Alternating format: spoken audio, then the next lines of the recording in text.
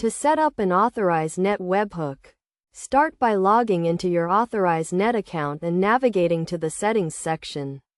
Here you will find the Webhooks option.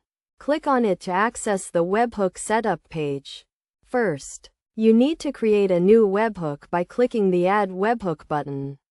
You will be prompted to enter a name for your webhook. This should be descriptive and indicate the purpose of the webhook. Next, you will need to select the event types that you want the webhook to listen for, such as payment notifications or subscription updates. You can choose one or multiple event types depending on your needs.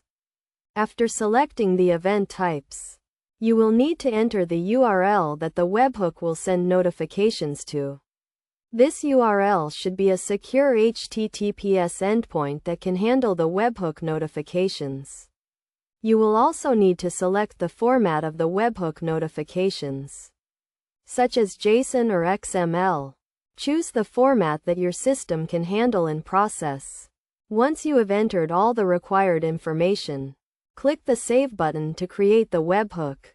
After creating the webhook, you will need to configure your system to handle the webhook notifications. This will involve writing code to process the notifications and update your system accordingly. It is also important to test your webhook setup to ensure that it is working correctly. You can do this by triggering a test event in your Authorize Net account and verifying that the notification is received by your system. Best practices for setting up an Authorize Net webhook include using a secure HTTPS endpoint, handling errors and exceptions, and logging webhook notifications for debugging purposes. By following these steps and best practices, you can successfully set up an Authorize Net webhook and start receiving real-time notifications about events in your Authorize Net account. In terms of key concepts, it is important to understand the different event types that Authorize Net supports, such as payment notifications and subscription updates.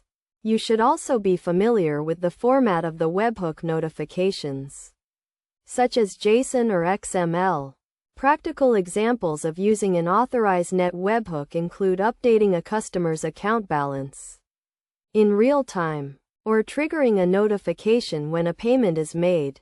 Overall, setting up an Authorize Net webhook is a straightforward process that can provide valuable real-time notifications about events in your Authorize Net account.